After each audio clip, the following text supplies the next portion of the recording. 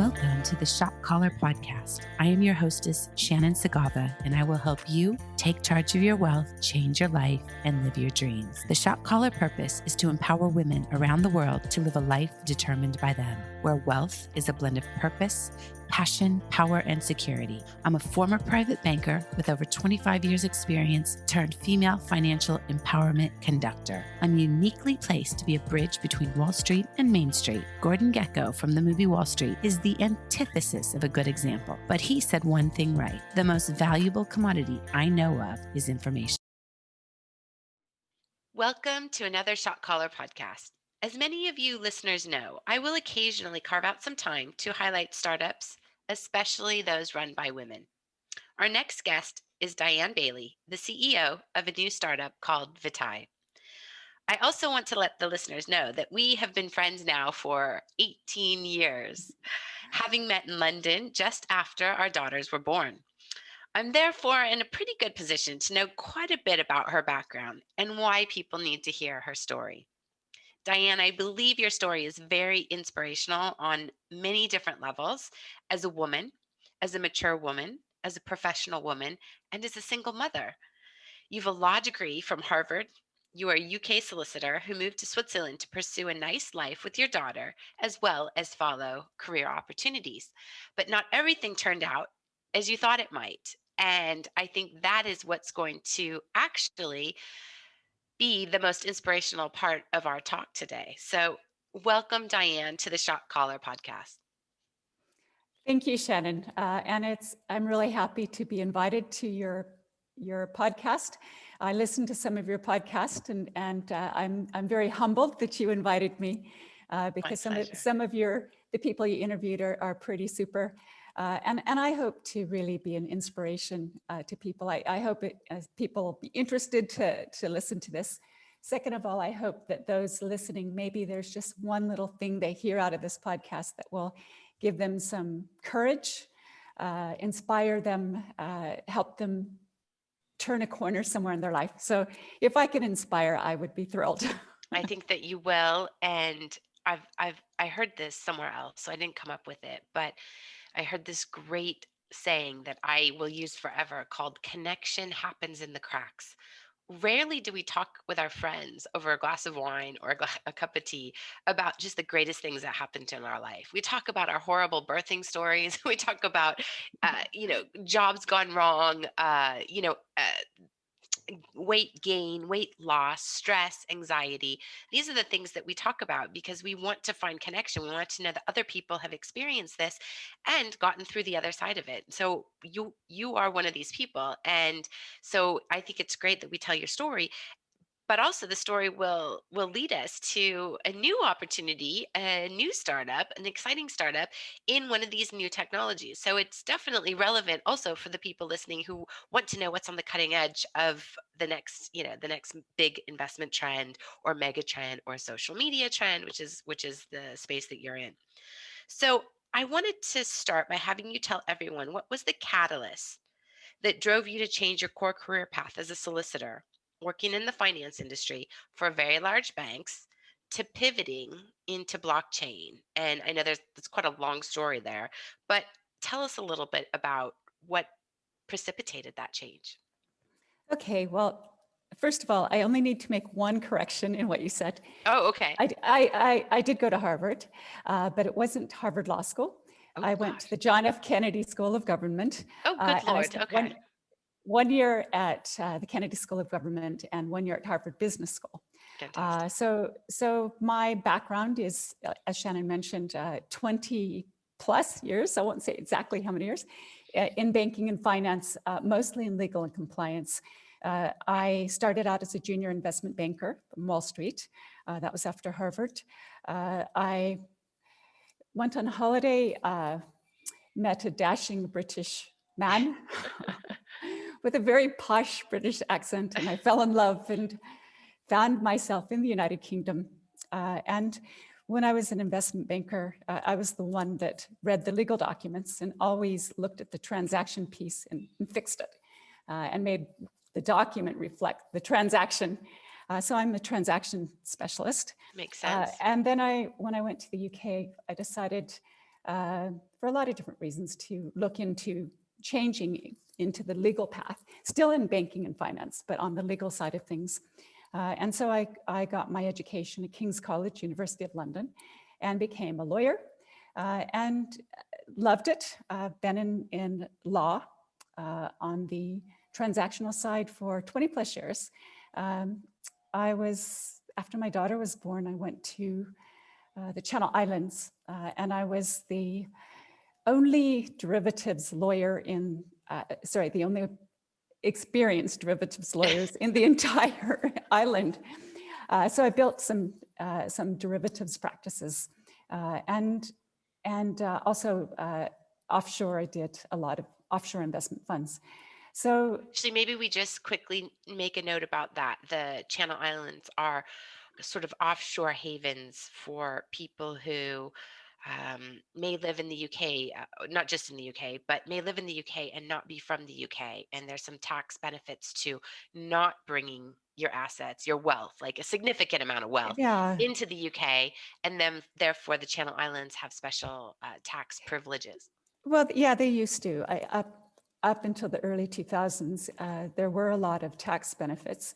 Of course, things evened out, and there was a lot of regulation that really hit the investment banking sector in Europe and globally.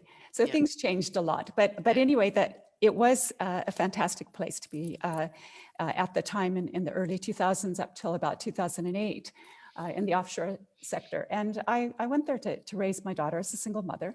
I wanted to be able to, I needed to have a really good career, but I also wanted to have a good career, but I also wanted to be a mom once in a while. And in the Channel Islands, it was 15 minutes from my house to the office. I dropped my daughter off at childcare.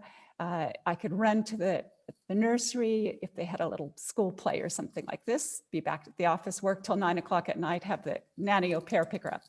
But anyway, the link to this is how I got to Switzerland. And Credit Suisse was a client of mine. And at the time, they had a fund administration business, and I was their lawyer. And then they asked me to come out to Switzerland and talk about the use of derivatives in offshore investment fund structures. So I was invited by the legal capital markets team to explain a lot about offshore investment funds, but also the use of derivatives in those type of structures. And I think I must have done a pretty good job, because they invited me out to lunch afterward, and it was on the top of their client cafeteria, on a balcony overlooking the Alps. It was a May day, beautiful sunny day, and you could see the Alps. And one of the people who had listened to the talk said, "Could you ever imagine yourself living and working in Switzerland?" And I looked out at the Alps and I went like, "What's there not to like? My goodness." And then somehow he became the head of capital markets about a year later, and he remembered me and asked me to come out to Switzerland to interview, and I did.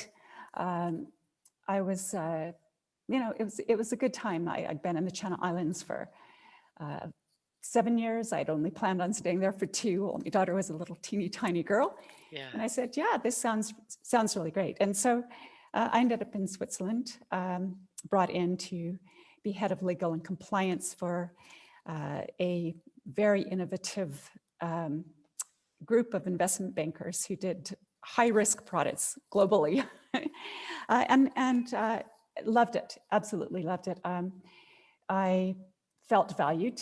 I knew that I was making a very important contribution. And for the first 5 years, I was regularly reminded of the value that I brought to the company. You worked your ass off, right? I worked my ass off. I mean, I loved it from a professional point of view. I do say in hindsight, time is really valuable, and I didn't have as much time with my daughter as I'd hoped, but the career was really vibrant, and it was that way for about 5 years, and then there was a massive reorganization. I mean, in the first, shocking in banking. In the first 5 years, there were 4 reorganizations, and I was just unaffected by them. I was adding enough value that every time the storm just blew over, The fifth reorganization was huge. Diane came to Credit Suisse. Totally. I heard from people that had been in the company for 20 years that it was the worst and the most severe reorganization in 20 years. And they divided the bank into different parts. They created a Swiss bank and an international bank. And I had imagined that I would end up in legal on the international side of the bank. And because the global language had been English. Then somehow I was loyal to my business unit. I wanted to stick with them. And they were reorganized from 150 bankers doing business in 10 jurisdictions to about 20 guys in Switzerland. And I ended up in Swiss bank in compliance. and the language shifted from English to German overnight. I could manage. And so then I had another opportunity, which I loved. I was moved over to head up a team in Poland that did the marketing material review for the entire bank. And they were a team that was very, very, very low morale. And so I was able to come in, churn the team around from a team with low morale to a team that everybody aspired to be part of. And I was really, really pleased with that. But you're still friends with some of those people today. Oh my goodness, yes. Which is a testament to true leadership, I believe. Yeah, so we switched things around, made them feel worth. I think that's really important as a leader, is to acknowledge, find what people are good at, help them shine in that, and also help develop them and help them feel worth. It's not rocket science, is it? No, it's common sense. But it's so rare to find people who acknowledge that the real secret sauce behind leadership, I think, is what you just said. Finding what works for this person, get the best out of them, and it may not be what you thought that the role that they were in, but by getting to know these people, you discover this and being open to how they work, and you can get so much more out of people. That's right, Shannon. And I was going to talk a little bit about this later, but I think I was not just at Credit Suisse, but in other environments when I was in legal as well. I was always given the interns, the people that came in with zero skills, because a lot of people didn't want to invest the time to train them. And also I was given the difficult people, the ones nobody else wanted to work with. And I always embraced it. I thought, what I need to do here is find out what their issues are and find a way for them to feel valued. Wow. And find a way to help them shine. And I can speak of two cases where I got the intern. One they were going to push out and not even let him finish the summer. And I found a way to make them shine. And at the end of the summer, they were the intern. Everybody thought like, wow, what an amazing intern. But it's really about saying what helps these people shine. And help find what that is and let them shine. Give them the power to shine in what they're good at. But so things were going really brilliantly well at Credit Suisse. I was invited by MDs to attend all kinds of, working groups. I was called up by MDs and higher, asked my opinion on things. But then something really major happened besides the reorganization.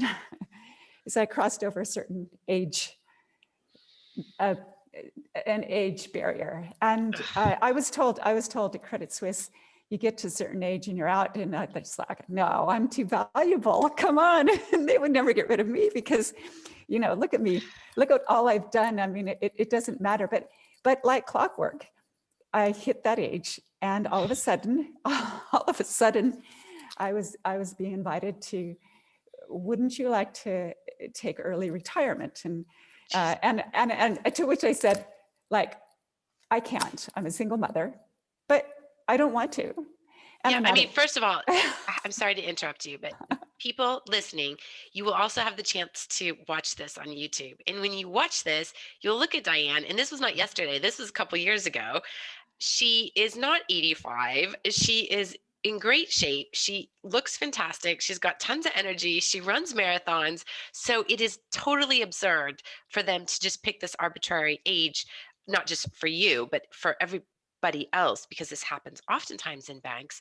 And it is awful. It's ageism, and it's not just in banks, right? And it's actually particularly awful in Switzerland, because as I understand it, and Diane, you correct me if you know more about this, but some years ago, I don't know how many, they passed a law that required employers, once people got over a certain age, to contribute more to their retirement. Is that right? That's right. And there's another thing that's special about Switzerland is that there are no laws protecting against ageism. Yeah. None. And it's so awful. And what it did, it had the reverse impact on people. So instead of people getting older and corporations having a bit more protection on their retirement funding, what it did was companies started firing people before they got to that point, so they didn't have to top up the retirement contributions. So now you just have person after person getting fired as they approach this point, and it's awful. And I think that I hope more people out there listening in Switzerland will stand up against this, because it's just not right. Yeah, and it's interesting we're having this discussion, Shannon, because I do social responsibility events, and I'll talk a little bit later about how I got into that. Yes. But one thing I've not yet had the courage to do is run an event on ageism, and I'm going to. It's on my list. Maybe after this, you'll have the courage, because I hope anybody out there listening, if this resonates with you, if you've had this happen to you, email us, text us. We can put your comments on my website. I'm sure Diane would love to hear the encouragement, the feedback. So this is a thing. Let's not hide it. Yeah, so I'm going to talk about this so that I can get into the positive, because out of every difficult situation in life, you have to think about, what can I learn from this? How can I turn this around? And so yeah, I was very surprised, and my reaction was, no way, I'm not going to. Yeah. and I saw many other people just go along with it. They had that discussion. Wouldn't you like to take early retirement? And they did, and they were like myself, really contributing a lot to the company. But me, maybe it's a little bit of having been born in the USA. I said no. I said I refuse.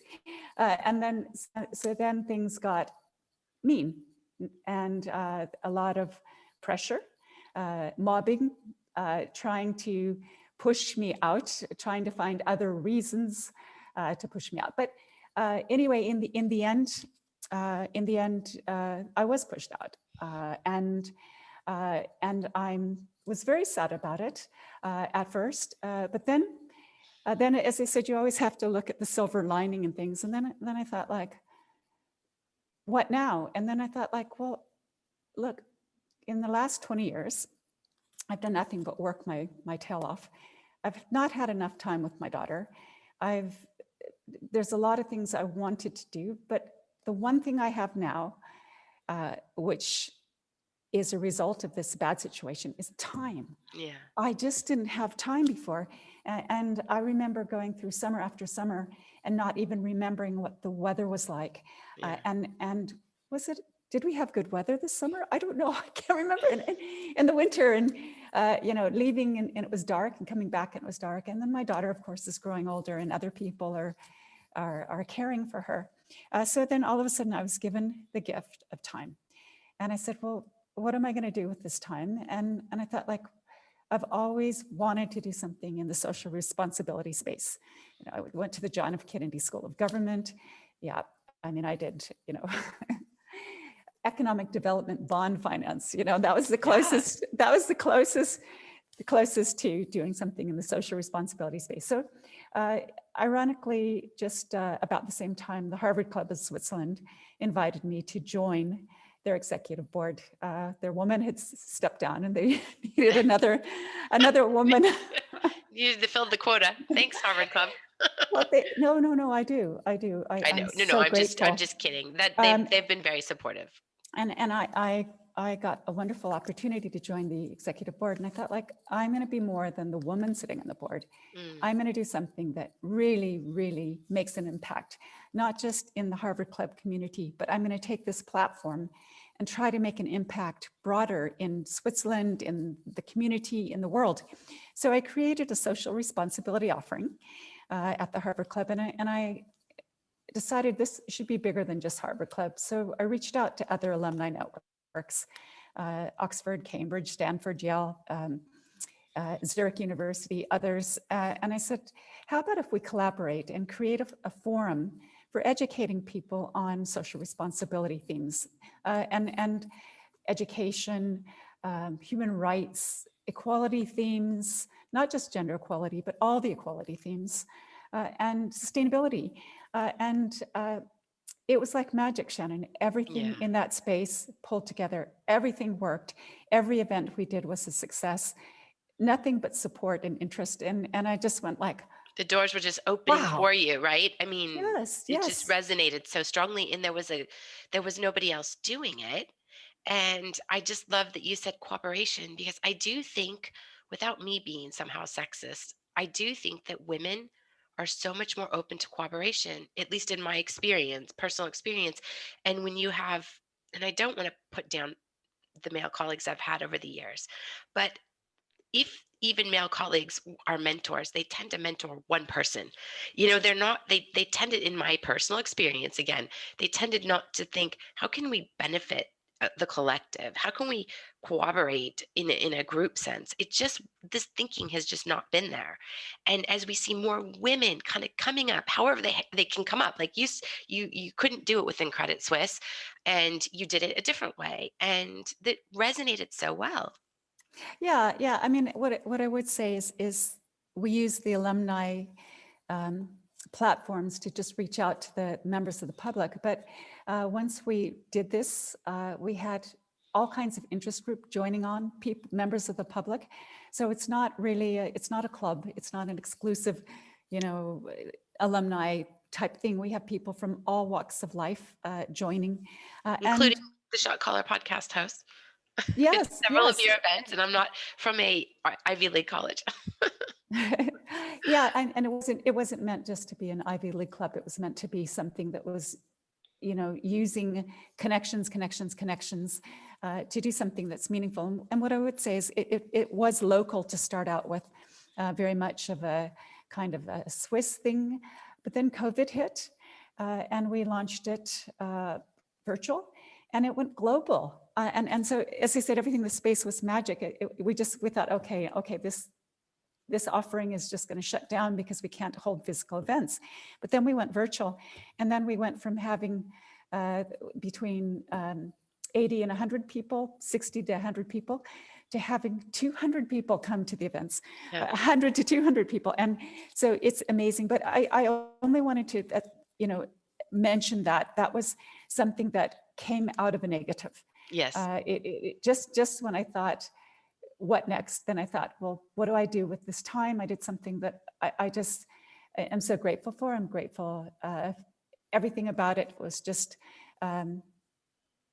it resonated with what I want to be. And the smart, go ahead. Yes. No, go ahead. Well, I just wanted to make a side little point. The smart thing about what you were doing was that you were doing something you were really passionate about. But the smart thing was that you were also wildly expanding your network. Yes. I'm glad you mentioned that. And that will lead into how I ended up in the startup business. But before I get there, there's another thing that I got after, the big disappointment of losing my amazing job at Credit Suisse, is the time thing. I thought, like, okay, I get to do, something that really matters to me, the social responsibility things. But as a transactional lawyer, I need to be current, and I need to improve my skills. And there's a big hype around blockchain and crypto, and I said, okay, I'm going to learn about it. It's for me, it's another form of transaction. I'm a transactional specialist, so that's a transaction I need to learn. So I started going to. There were so many. This was before COVID. There were so many events, so many conferences. I started reading up, I started taking online courses, I started attending as much as I could, and I saw a lot of, hype around it, and I started learning, and I started thinking, like, really, is that all there is to it? And maybe, and I was asked to interview for a job, a blockchain job, and I met the profile perfectly, but then they said, oh, we're sorry, can't give the job to you. There's someone with more blockchain experience. And I went, really? How's that possible? Really, there's someone with more, yeah, I mean, wow, okay, yeah, if you could pick a better excuse than that. But anyway, so then I decided, all right, I'm going to get a certificate. There was online a course from Oxford University. It was a certificate, and I thought, like, well, I need to satisfy myself that I know enough, because I'm in circles, and it sounds a lot of times like a lot of BS to me, and I can talk the talk, but I want some validation that I know enough. So I took the course, and yeah, I mean, the validation I got is that there's a lot to know. It's evolving, it's nascent, but a lot of the things that I had with my critical hat on had thought were true. It's not as developed as people think. Yeah. And there's, there's a lot of room for exploitation as well as a lot of room for benefit. But we've seen that, haven't we? Yeah. I'm going to get into how I ended up in the startup world, but I just want to, this is on the age point. And I think the people out there that you're wanting to touch on the age side, I think they might like this story. Okay. So I took the course, and I looked at it was a virtual course. Yes. And I looked at the other people, and most of them men, most of them blockchain specialists, most of them in their 30s. So I was intimidated. I thought, like, okay, here am I, a woman over a certain age in this blockchain of a certain age. You were the Diane Keaton of the world, of the room. Yes, I was the Diane Keaton of the room, and all these young guys that are specialists. So the first assignment came, and I submitted it, and I got my grade back, and it was a 77. And I went to my supervisor, and he said, oh, what did I do wrong? And he said, that's British scoring. You got an A plus. And I went like, wow. What? Me? An A plus? And he said, the average score was between 40 and 50, and you got a 77. Nice. And I said, oh, okay, well, not bad. So bad. Can I ask you a quick question on the education topic? Because for a couple of reasons. One is that we're recording this in April. In June, I'm going to focus the podcast and some of the blog around ongoing education, higher education. If I could short universities in America somehow, if you could create a derivative around that, I would do that. So I really want to be a bit provocative about the changes that I see coming in all types of education, and a lot of that accelerated by COVID. Can you just tell me, would you recommend that course that you took for basically anyone of any age, of any background? Do you think that was a good use of your time? Did that really help you? Yeah, Shannon, it did. It gave me a set of skills that it helped enhance skills. I mentioned I was a transactional lawyer. I needed to learn this. The world is going this way. The startup I'm working in now is a blockchain or blockchain connected startup. I totally believe in online education, and I saw it at COVID. I mean, I took this course, I enrolled for it a little bit before COVID, but during COVID, online educational courses went viral. And I think it equals out the opportunity for people to get educated because the costs are lower. Yeah. People can fit it around their time scales, say moms or people that have, different commitments can take the course in their own time. Wow. I'm nothing but an advocate for providing these opportunities for people of all ages. And cool. You can't restrict people to, based on where they live on these online courses. Yeah. And then, as I said, time scale isn't an issue because they take the course when they can take it. Yeah. And age isn't an issue either. People should always develop. And I hope my story is a little bit about why people ought to feel confident to self-educate and learn more. So this course, I would recommend it to anyone. Cool. And they also do. A friend of mine took a course from Oxford University on sustainability. So there's all kinds of courses. I took some courses from Harvard during COVID, online courses, and I totally think you should go for it, Shannon. I think it's amazing to have educational courses for I love all ages. Yeah, and I think it's great. And just to equal things out globally, so people can have access to these kind of educational trainings. And so I'll just finish quickly the story about this particular course. This is the age part. So then after the first ascent, we had to break up into teams. And I was put on the old team. Everyone over 40 was in my team. Good Lord, I'd be on that team too. Hey, good margin. So they had 5 people in each team, and I was with a male professor. There were 5 people in every team had 5, and this male professor came in and said, "Okay, I'm the leader, and you guys are going to do research for my startup for the next 4 weeks." But this is where courage comes in, guys. Okay. But I, being a lawyer, I said, well, actually, the rules for these teams are that there should be several projects to pick from, and the team chooses a leader. You don't just impose. And the team. So I said, this is your idea. So that's one idea. So secretly, I wanted the team to do research on one of the startups I was working on, which is a blockchain startup. So I said, this is one idea, number 1. Here's the second one. I put my idea, number 2. And then I picked another just interesting idea as number 3. And I asked the team, okay, pick one. Yeah. So they picked mine. And they said, we want you to lead us. Okay. And so it was, this professor said, oh, I'll just do it on my own, because, and he dropped out. And then we had one guy in our team that was younger than 40, and he didn't want to be with us, so he dropped out. So instead of a team of 5, we had 3.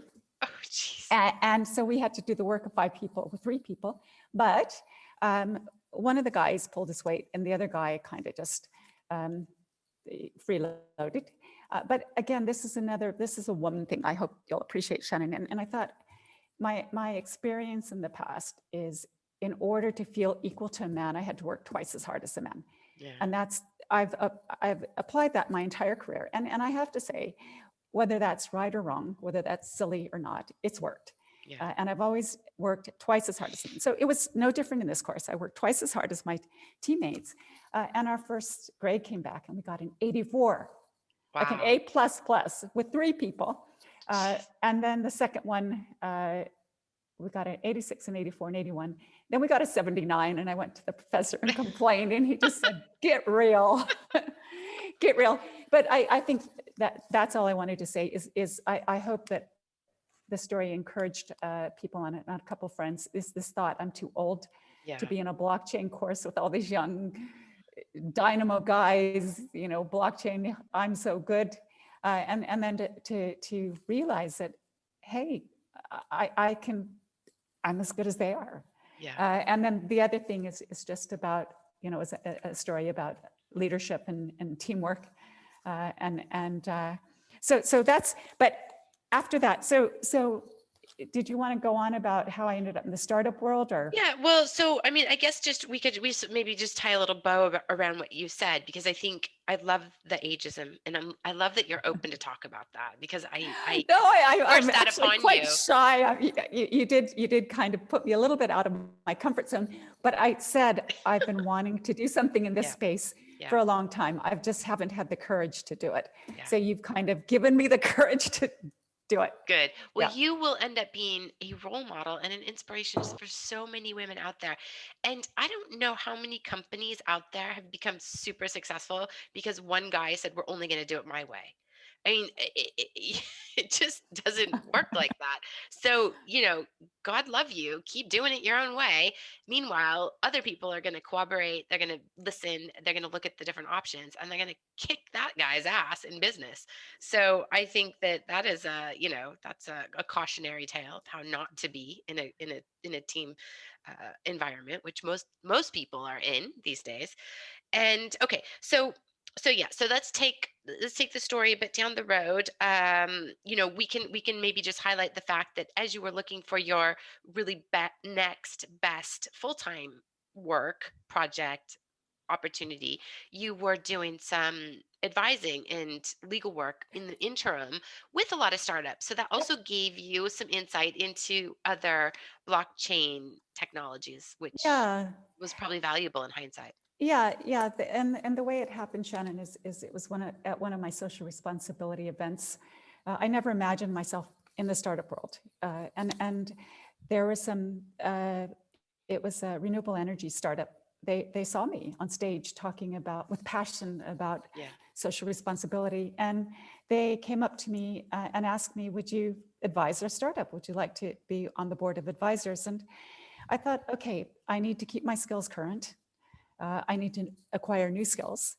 And when I'm in this in-between phase, I need to do everything to either improve my skills or just keep them current. And so I suggest, and it was really interesting. Startup world is the pay is pretty bad. I'll explain that a little bit later, but, and then that just like snowballed. Then another startup asked me to advise them, and another startup, and another startup. In the end, I ended up until the current startup advising 5 different startups, and 2 of them were in the blockchain space. And of course, I had my Oxford blockchain certificate. So that doesn't, and I'll just say, honestly, an online course is not the same as real practical experience. Sure. It helped a lot. Yeah. It helped a lot, but having the real live experience helped a lot. And so I was in that space, and from a learning point of view, from a developing new skills, from wow, this is so modern and current, it was really good. But the difficulty is the startup world just doesn't pay, and out of the 5, only one actually paid, and. So I came. But that's important to bring up because it happens a lot and you got taken advantage of. So maybe you have a little sage piece of advice for people out there thinking if they just work with a bunch of startups, it's going to work out. And sometimes you have to draw the line and say. Yeah. I rather not go down that route right now, but I will say one thing about it. It's just, you do have to be careful, and you have to know your worth, I guess is what I want to say. I don't mean to get into the details of anything, but you just need to when you have that instinct, something's not right, I'm not being valued, to not squash that. Yeah, and I have to say I wrote an article on the ethics of startups. Oh, right. You didn't tell me about that. But no, you can link it to the podcast if you'd like. I'm thinking of the right time to launch that, and I did show it. I did show it to one organization, and so there are some interest in it. And but the point I want to make is just that I as a single mother, I have to pay the rent, and I made a decision that I never once was disappointed about the experience I had advising the startups, but. The reality is I just couldn't have a sustainable income and lifestyle. So I made the decision, that's it. I'm never going to work for another startup again. And I was contacted. I was like, I'm going back into mainstream. That's it. And then I was contacted by a startup, Vitae, and asked if I would interview for a CEO role. And I thought, like, first thing I said is, don't you mean head of legal and compliance? Yes. Because, and they said, no, we want to interview you for a CEO role, for someone that has substantial experience in legal and compliance. And so this is another kind of twist in life. Just when you say never, that's it, I will never work for another startup again, then the perfect startup opportunity lands in your lap. And it, as you know, Shannon, it came at quite a difficult period of time. And I found out on Christmas Eve that I'd made the short list. Yeah. And I was in the short list. It's a great Christmas present. I was in the short list with a young blockchain experienced man. And I went like, okay, you know, the chances of winning this is pretty slim. But then on New Year's Eve, I found out I won the bid, or they gave me the offer. Yeah. And you know, I hope. It was really, I got in really well with everybody I interviewed with. And it just felt right. And it felt right because first of all, they're paying me a salary. Second of all, they interviewed me, they looked at my background, and they said, this woman is capable of running our company. Yeah. And so it just all came together. So let's tell everybody what they do. Okay, so tell the listeners what Vitae does, and then we'll talk a little bit more about your role in that. Okay, so Vitae is a social media platform. It's an alternative to Facebook. Timing might be absolutely excellent. Yeah, timing is excellent. You know, I know there's other people that are looking into this space because the timing is excellent. And how are we different? We offer a platform which doesn't exploit people's personal data. It protects it. So people's data is secure and it's private. And instead of, you know, the other social media platforms use personal data and advertise on the platforms in order to generate their revenues. And so, of course, instead of taking something away from someone, we want to give to people. So we want to say, we don't exploit your data. We don't, you know, bombard you with advertisements every 2 seconds.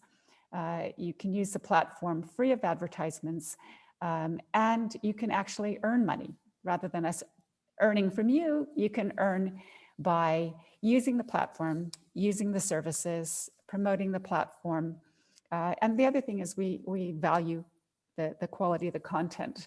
And the way we're doing that is we're saying, all right, you know, for good quality content, people would be willing to pay for that.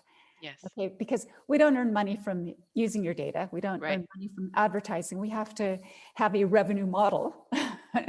Definitely. So people, first of all, Shannon, people can join the platform for free. So yeah, but in order to use the services in the platform, you have to purchase credits, and I'll get into the mechanics of this a little bit later. And then the idea is that if people would be willing to pay a little bit when they see good quality content. And what is good quality content? Well, for me, it might be something in the social responsibility space. For someone else, it might be something that made them laugh. Yeah. Someone else, it might be a training, a good recipe, or cute little animals. I'll pay cute for little animals. You know, that's it. Cheers me up. So yeah, exactly. So you say like, I like that. I'm willing to pay for that. Yeah. Okay, and you wouldn't, you know, the theory is, and maybe people might disagree. The theory is you wouldn't pay for something that's like really bad quality. No. And you just, why should I pay for something like DOS? And so then you pay to kind of reward the person for good quality content. And then that person who created that content gets rewarded. You know, people really liked, they liked your content so much, they were willing to share it. Yeah. And so this, for the sharing of that content, they get some of that back. So it's a way for people to actually earn money by promoting the services, but also by creating good quality Creating content. good content. Yeah. So I have 2 points on that. One is that there's a great saying out there that says, if you're not paying for the product, you are the product. And to use a little bit of a pun, we are the product of our current circumstances. We have allowed, so yes, Facebook has taken advantage, Google's taken advantage. I'm sure LinkedIn has taken advantage. I use LinkedIn all the time, but let's face that they've got a revenue model. So if we're not paying for the product, we are the product. And that means, unfortunately, recently in our data. So that's one point we can talk about. Secondly, just for those listening, and maybe you can elaborate on this if you're familiar with it, but there's a news outlet called Medium that I started subscribing to, and I'm trying to remember what I pay. It's not a lot. I think I pay around $8 a month. I have to double check that. And then you can filter for the topics that you're interested in. But I can also write articles and put them on the platform. And if I don't know what the metrics are, but if it's liked or shared or read by a certain amount of people, I can make money from that. And so in Medium, I believe is doing quite well. And I love the articles that I get on Medium. And they tend to be pretty short, but they're relevant to me because they've got an AI. They see what I'm looking at, and they keep bringing me stuff that I'm interested in. So it's really great. And I think that as consumers, we're starting to realize, maybe it is worthwhile to pay for something and you get really what you want and you keep your data. Yep. Yeah. So that's the model. And as I said, we're not unique to that model, but I think our platform, it's fairly it's early, right? I mean, it's early and it's modern, and there's other things that make our platform special, which I'll talk about. But yeah, absolutely. I mean, we do reward people for good quality content. And then in addition, in the terms of service, we also have to state what kind of content is just absolutely forbidden. Anything that's, a racial slur, or, anything which is derogatory or cyberbullying or violence or, indecent. So that is a no-go. And anyone that starts posting or publishing things of that nature are out. Will you have some sort of an AI around that, kind of grabbing words and phrases? Shannon, I'm developing that right now. It's a startup. You're going to ask me what I do, but that's one of the things we're doing is developing the quality control. Even the likes of Facebook, for X number of thousand users, they have to have some quality control to see. And if anything like that's happening. But and that's a big undertaking. I mean, that's no small thing. And you are a startup. You don't have it all done yet. So maybe also mention, before you get into your day-to-day tasks, that you're in beta mode. Is that right? Yeah, we're still developing. I mean, we're developing the different types of features and services on the platform. Right now, the content model we're trying out. But in the future, we're working on developing things like video conferences, things like translation services, things like educational games, things like this, so that when people come to the platform, there are, X number of different products and services that they can purchase, all within crossing all ages, it sounds like. Or a lot of ages, maybe. No, the goal is that there's something for everybody there. Cool. I've explained a little bit about the other thing that's important, that what differentiates this platform is, I'll get into the payment mechanics in a second. That's where the blockchain comes in, and the crypto comes in.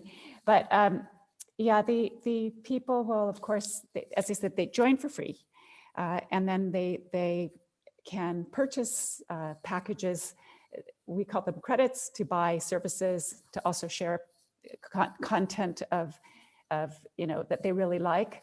And there also we're developing now is a feature where people can just donate credits to certain charitable causes, and there'll be a charity fund. Fantastic. And one idea is that there'll be like a disaster relief fund. So it's a fund where, and people just say like, I've got a couple of extra credits, I'll just put them into this fund. And it doesn't say, there's not you can only donate in denominations of 5,000, it's just, right. I got 60 cents, I'll donate it. Yeah. and it creates a charitable fund. And one idea is disaster recovery, other specific projects, building facilities in Africa or wells or these type of projects. So that's another feature that we'd like to develop. But Very I think cool. the other important part, which I mentioned that people earn, but the idea is also that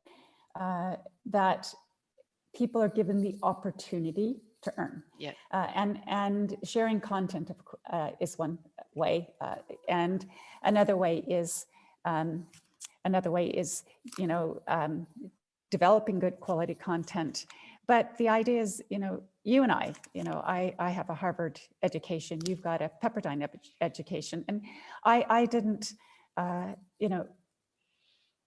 beat the odds to get that Harvard education. But because I lived in a country like the United States, where it's possible to go from here to a Harvard graduate. Yeah. But other countries, that's not possible. That's very true. You just don't ever get the opportunity, even if you take it yourself. So even if you try everything. Yeah. That's right. And here the idea is that, it's not it doesn't require a Harvard degree to earn money. Not a barrier to entry, right? There's not a big barrier to entry. There is, and so anyone in the world can have the opportunity to earn some money. It's important to say moms, pops, and grannies, or people that want to take it seriously. There's people that just say like, maybe India or someplace like that. Hey, I could make a living out of this. Yeah. But there's someone, a granny that says, I want to just earn a little bit of money to help put Johnny through college or to send him to summer camp or something. Yeah. I think I'll go and just earn a little bit of money on the platform. Enough so that I can help out the family. I'm not doing this as a job. I'm just doing this to earn a little bit of income. So that is what I think differentiates this platform from other platforms. That sounds great. So tell us, I'm trying to keep within our time frame so we don't mess with anybody's schedules. Tell us a little bit about the coin. Oh, okay. Well, the cryptocurrency, I suppose. Yeah, I will. It's important to say that we are a blockchain cryptocurrency related social media platform. Yes. And the way it works is we ourselves we don't operate on the blockchain, but our exchange medium within the platform are credits. Okay. And they are a notional unit. Okay? Yes. But in order to purchase credit, and the credits can only be used on the platform. Right. But in order to purchase the credits, you need to use cryptocurrency. So right now, you have to purchase Vitae tokens. Now we didn't create this token. It's a token that exists. And it's a cryptocurrency that you can purchase on about 9 different cryptocurrency exchanges. Okay. So you use the token to purchase credits. Then in the platform, you use the credits. You kind of transfer them. So I just personally this week opened a Coinbase account, which is, I don't know, might surprise some people because I've talked a little bit about blockchain and crypto for a while, but I did buy Bitcoin on my Revolut account before, just for, well, I say shits and giggles. But so I just myself, my husband and I were talking, we're like, no, we just need to start adding crypto every month. We're just going to invest in whatever we think we want to invest in every month, just a little amount. So let's just say, for an example, let's say I buy 20 Vitae token, or 20 francs or dollars worth of Vitae tokens in my Coinbase account. How would I get those in theory to Vitae? Is there like some transfer process? Yes, there is. There is a transfer. So you take the Vitae token on the platform and you exchange them for the credits. And then you use the credits in the platform, and then you earn credits. And then you want to go, say, maybe then we also when you're ready to exchange those credits, you can exchange them back for VT token, then take the VT token to a number of different exchanges, exchange them for Bitcoin or even fiat currency.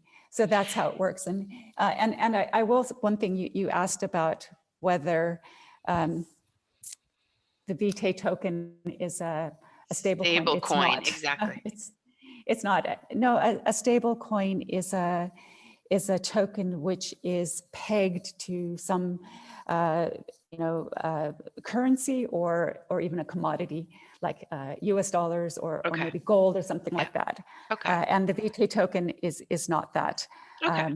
It's just a purpose. It's a very limit purpose coin, basically. Right now, that's the case. And in the future, I mean, our platform is still in beta phase developing.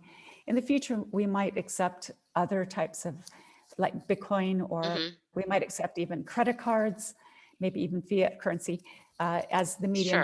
But we're starting, and we started with the notion of it's very easy to take cryptocurrency and convert it into credits and then convert it back. These all done on computer.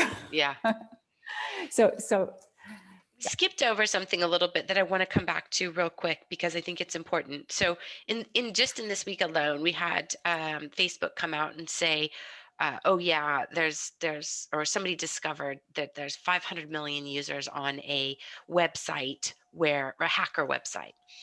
And I myself went in, I put one of my email addresses I looked at a Forbes article. I read a Forbes article, which I'll also link to the podcast. And there's a website, and it's called Have I Been Pawned? And pawned is PWNED.com. So Have I Been PWNED.com. And sure enough, that email account, I just checked one, but it's my most widely used, has been pawned. It's out there. So super happy about that. Thank you very much, Facebook. And then this morning, there's a headline about LinkedIn. Okay, so there's two problems. One, our data is not safe to first of all, we talked about they're using our data, right? Okay, that's one point.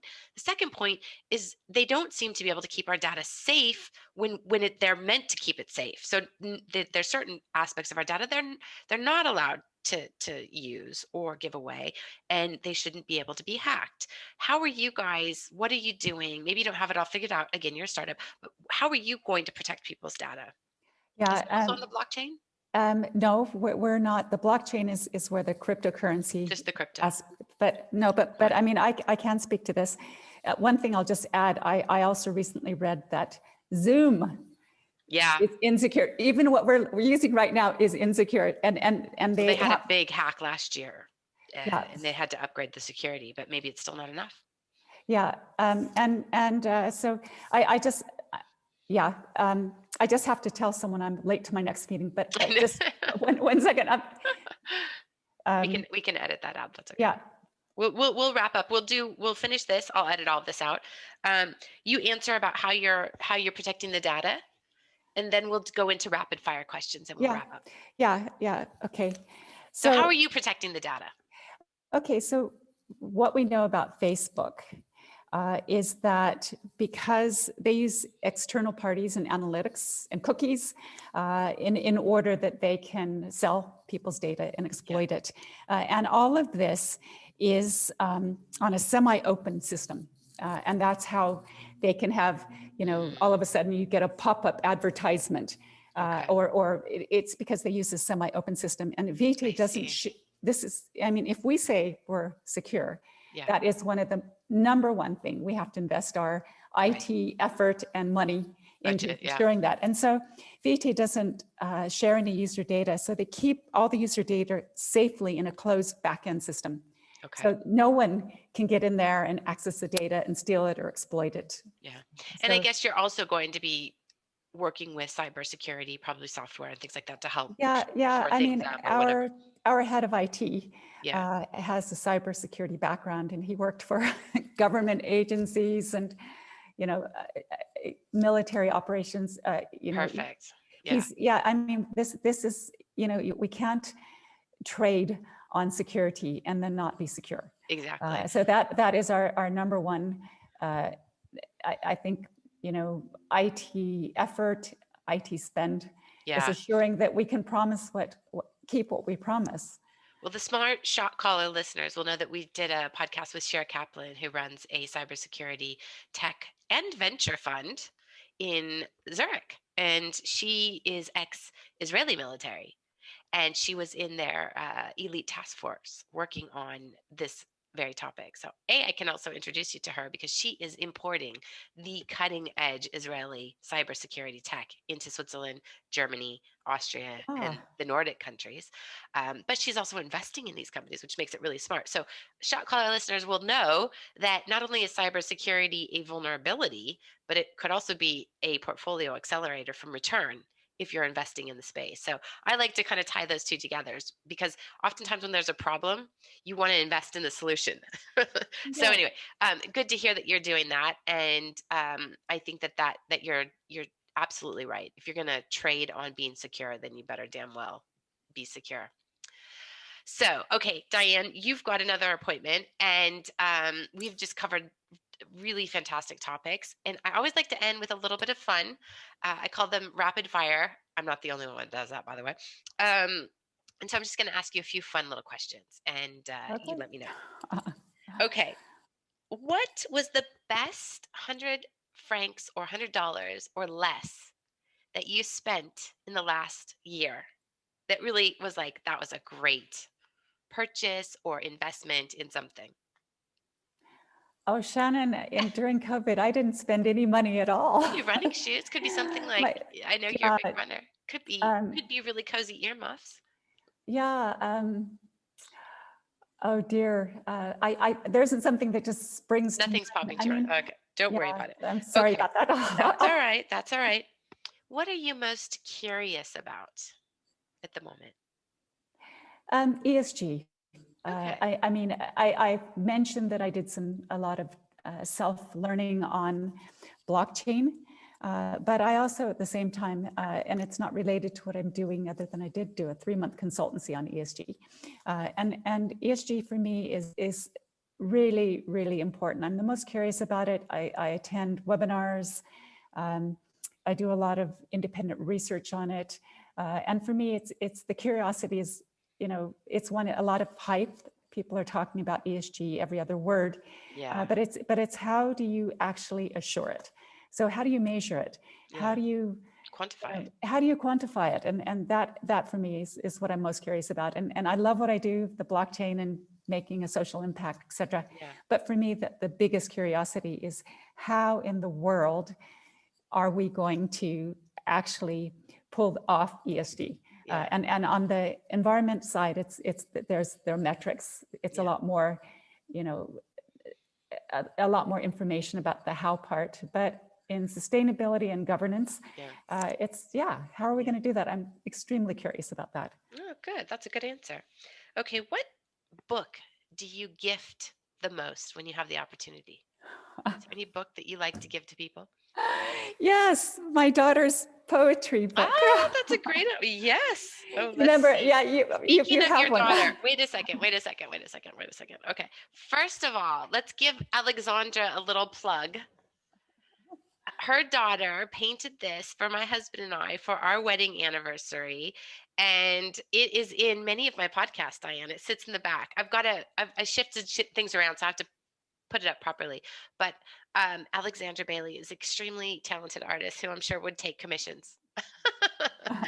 So here we go, Alexandra Bailey. Yeah, and I'll just give a little plug for her book and how this came about. I have it. Look. Yeah. I'm one big Alexandra advertisement. Yeah, and in their words. I want to leave one last inspirational thought, Shannon. Okay. So my daughter, like her mother, is an introvert, and she never imagined herself as an author, and she also had some self-esteem issues at more than once in life, to be fair. And she's, of course, very fantastic avid reader and fantastic English speaker. So her English teacher in a Swiss school said, okay, what we're doing in class is too basic for you. Why don't you enter into a writing competition? So the Swiss creative writing competition.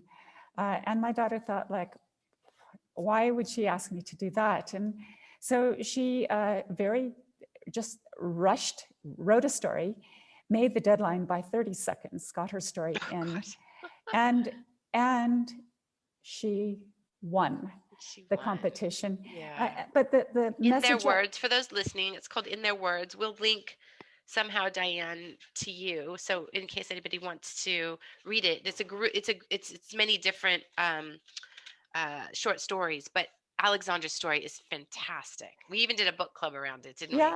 Yeah. And so just to say, you asked the book that I give out the most. Yeah.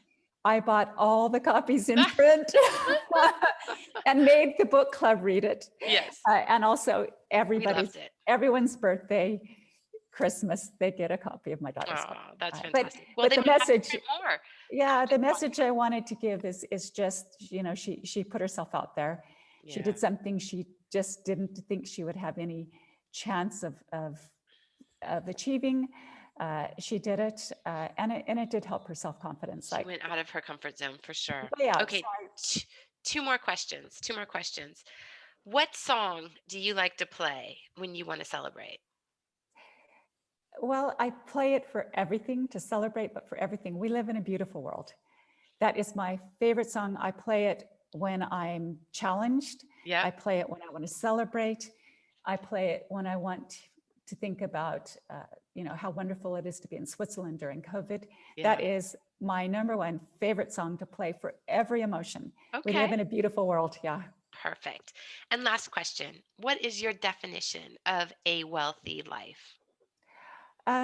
Contribution. A wealthy life is, I've always enjoyed, not always, because the startup world was a little bit of a departure, but I've been pretty fortunate ever since Harvard to be able to work in jobs that provide relatively high incomes. Yeah. But I'm not motivated by money at all. And so for me, what is wealth is contribution, love.